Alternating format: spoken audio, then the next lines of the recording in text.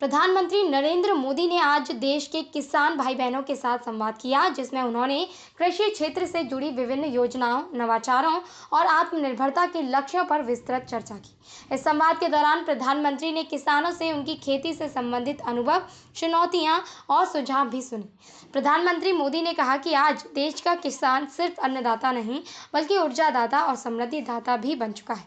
उन्होंने इस बात पर खुशी जताई कि देश के किसान कृषि और दलहन उत्पादन के क्षेत्र में आत्मनिर्भर भारत के लक्ष्य को साकार करने में सक्रिय भागीदारी निभा रहे हैं। मोदी ने कहा कि भारत को वैश्विक कृषि शक्ति बनाने के लिए सरकार आधुनिक तकनीक, जैविक खेती, सूक्ष्म सिंचाई और फसल विविधीकरण पर विशेष ध्यान दे रही है। प्रधानमंत्री ने किसानों को संबोधित करते हुए कहा कि सरकार ने एमएसपी यानी न्यूनतम समर्थन मूल्य में लगातार वृद्धि की है। साथ ही किसानों की आय को दोगुना करने के लक्ष्य की दिशा में कई ठोस कदम उठाए हैं। उन्होंने इस बात पर भी जोर दिया कि दलहन उत्पादन में आत्मनिर्भरता भारत की खाद्य सुरक्षा के लिए अत्यंत आवश्यक है। पीएम मोदी ने संवाद के अंत में कहा कि जब देश का किसान सशक्त होगा, तभी भारत की अर्थव्यवस्था और ग्रामीण विकास मजबूत होंगे।